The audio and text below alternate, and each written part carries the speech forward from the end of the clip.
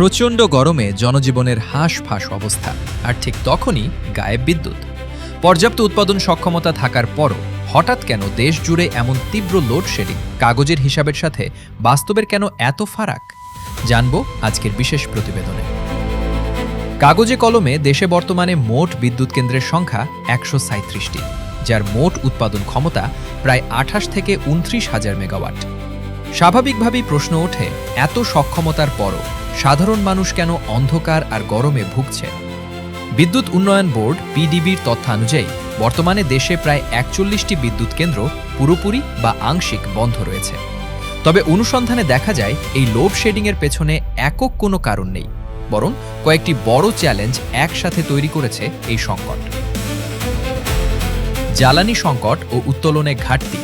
বিদ্যুৎ কেন্দ্রগুলো চালানোর জন্য মূল চাবিকাঠি হল প্রাথমিক জ্বালানি, গ্যাস ও কয়লা। দেশীয় গ্যাসের ঘাটতি।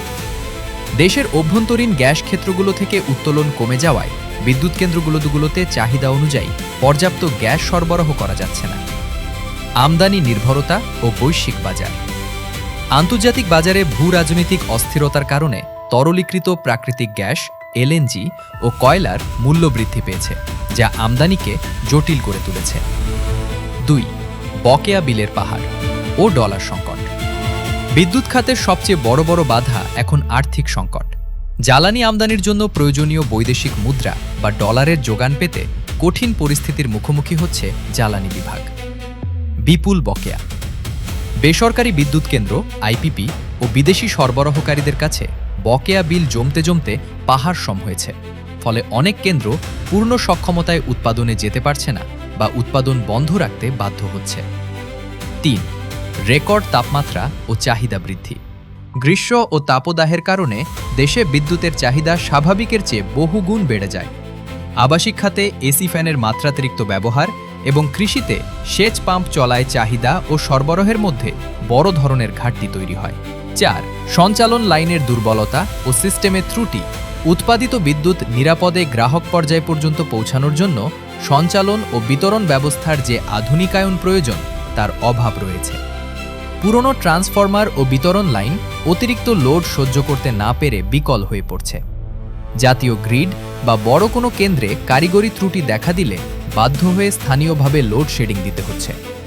কাগজে কলমে আমাদের পর্যাপ্ত বিদ্যুৎ উৎপাদনের ক্ষমতা থাকলেও বাস্তবে তা মানুষের ঘরে পৌঁছাতে বাধা হয়ে দাঁড়িয়েছে ডলার সংকট, জ্বালানি অভাব, বিপুল বকেয়া বিল ও দুর্বল সঞ্চালন ব্যবস্থা। সাময়িক উপশম দিয়ে এই ভোগান্তি কমানো সম্ভব নয়। স্থায়ী সমাধানের জন্য প্রয়োজন বেসরকারি ও বিদেশি বকেয়া বিল দ্রুত পরিশোধের ব্যবস্থা করা, নিজস্ব গ্যাস ও জ্বালানি উত্তোলনে নতুন করে জোর দেওয়া এবং দ্রুত সঞ্চালন ব্যবস্থার আধুনিকায়ন সম্পন্ন করা। তবেই হয়তো কাগজের হিসাব বাস্তবে রূপ নেবে আর মুক্তি মিলবে কোটি মানুষের অন্ধকার ও গরমের ভোগান্তি থেকে। নিউজ ডেস্ক, দৃষ্টি ২৪।